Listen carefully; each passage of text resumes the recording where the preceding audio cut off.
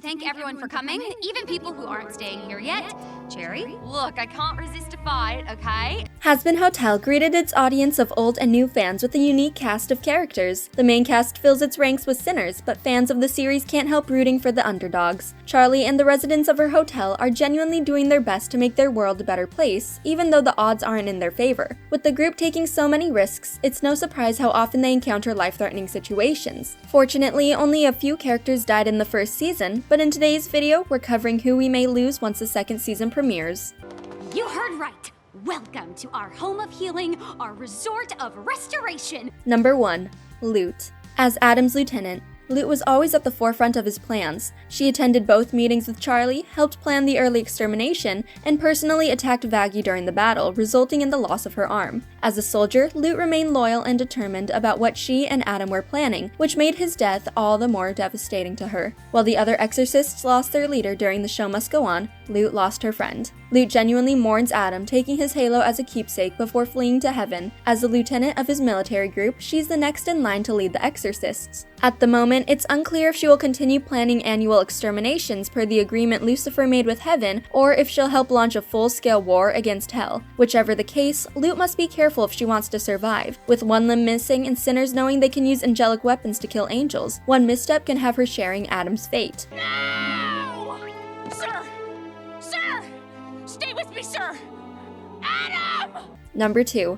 Cherry Bomb. Introduced in the pilot as a close friend to Angel Dust, Cherry Bomb isn't afraid of dangerous or life-threatening situations. In the opening scenes of the series, she engages in a turf war with Serpentius before returning in Welcome to Heaven. Cherry values chaos, fun, and sticking it to the man. She explains to Angel that she's comfortable with her life and doesn't need to seek redemption at the Hazbin Hotel. Aside from building her friendship with Angel Dust, Cherry Bomb's appearances throughout the series help to establish her relationship with Serpentius. He struggles with his crush on her throughout multiple episodes until he confesses his feelings in The Show Must Go On. Unfortunately, he loses his life directly after, so we never see how Cherry reacts to his passionate confession. Cherry seemed adamant that she had no intention of redeeming her soul at the Hazbin Hotel. However, that doesn't stop her from helping them in the fight against the exorcists, or helping rebuild the hotel after it crumbles during the battle. In a short time, Cherry made Charlie and the other hotel residents into genuine friends, people she willingly risked her life to protect. If she doesn't become a permanent resident during the second season, she will likely become a recurring visitor. Angel, in particular, could use Cherry's help in future episodes. In Welcome to Heaven, he stands up to Valentino, with his boss promising to punish him for it later. Cherry has always supported Angel, giving him an outlet when work becomes too much, and she'll need to continue that support next season. However, the Hazbin Hotel has made many enemies during its first year, and Cherry must be careful to avoid the crossfire. Angel, enough with the Val talk. He already ruined your whole day. Don't let him ruin your night, too. Number 3. Nifty. Alistair has dealt with countless demons, usually those less powerful than him, to boost his status as an overlord. When he comes to the Hazbin Hotel, he calls on some of his contracts to give the hotel a proper staff. For the cleaning lady, he summons Nifty, a small sinner with a twisted sense of humor and a penchant for violent behavior. As the cleaning lady, she enjoys disposing of the many bugs within the building. Although Charlie and the others try to keep Nifty out of trouble, they let her join in the battle against the exorcists in The Show Must Go On. Charlie gives Nifty an angelic weapon with a small knife similar to her preferred weapon for killing bugs. She's told to attack any angel she sees, taking the rule literally by attacking Angel Dust before getting redirected to their actual enemies. With Nifty having a love for violence and a habit of taking things at face value, it's no surprise that she delivers the killing blow to Adam. Although the leader of the exorcists faced defeat by Lucifer's hands, the ruler of hell was letting him live in a show of mercy. However, his kindness is short-lived when Nifty stabs Adam in the back. Since Lute and the other exorcists were incredibly loyal to Adam, they'll likely want to enact revenge on the person who ended his life. Going into season 2, Nifty will have a target on her back. Other sinners may try killing her for a reward, exorcists may try capturing her, or she will be the primary target during the extermination. In the second season, it seems Nifty found herself in a lot of trouble and she'll need help if she wants to survive angelic enemies. How about this? If you see an angel, stab it. Stab!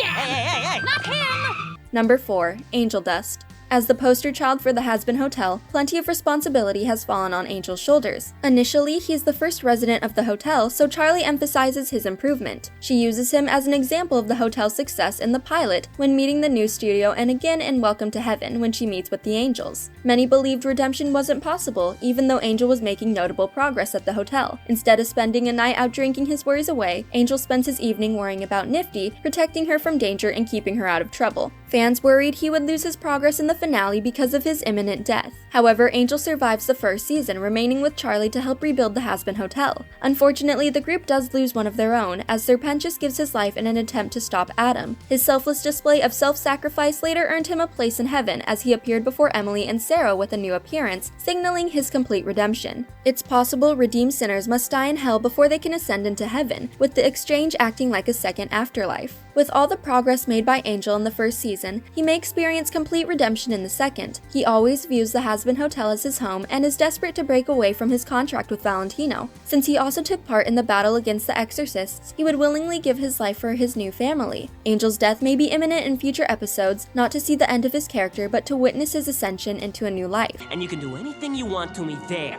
just like our deal says. But out here, I get to do what I want. Number 5. Alistair. When the radio demon returned to hell, he went out of his way to let everyone know Alistair doesn't take kindly to anyone questioning his power. When Vox tries to slander his name and Radio killed the video star, he returns to his radio station to clear the air and make it clear he's still as powerful as he always was. In Dad Beat Dad, he volunteers to stop the loan sharks from attacking the hotel, as he manages to stop multiple enemies with his demonic powers. The first season ups his character to make him seem like the strongest resident in the Hazbin Hotel. Alistair's efforts lead to his final stand during the Hazbin Hotel's extermination. He creates a shield to hold off the exorcists for some time before facing off against Adam. He manages to hold off until his cane breaks and an intense wound to his abdomen has him leaving the battle. Many believe Alistair died during the fight. However, he flees to his radio tower to recover, where he laments about nearly dying for others, claiming he wouldn't let his story end that way. He also reveals that his rumored deal with someone more powerful is correct. Alistair believes it has inhibited his freedom. The finale of Season 1 proved two things about Alistair's character. The first is that Alistair isn't as strong as he pretends to be, and the second is how desperately he wants to escape the deal he made. The fight between Adam and Alistair, including his near-death experience, could foreshadow another dangerous battle where Alistair doesn't escape. It's also possible the entity he made a deal with returns to hell in the second season, threatening Alistair's life if he doesn't do as he's told. Whatever the circumstances, Alistair placed himself in numerous situations where his life was on the line. It's been a surprising thrill to witness these wayward souls find connection. Fans of Hazbin Hotel fear the loss of their favorite characters, as each episode of the first season had the audience sitting on the edge of their seats. With so many enemies watching the hotel, it's only a matter of time before an immense threat appears at their front door. Fortunately, Serpentius' fate proves that death doesn't have to be the end of their stories, as long as they follow their paths towards redemption. What? Where am I? Thanks for watching. If you enjoyed this video, hit that like button, subscribe to our channel, and turn on notifications to stay updated on our uploads. Can't afford me. Gross! I'd never think of it, spy.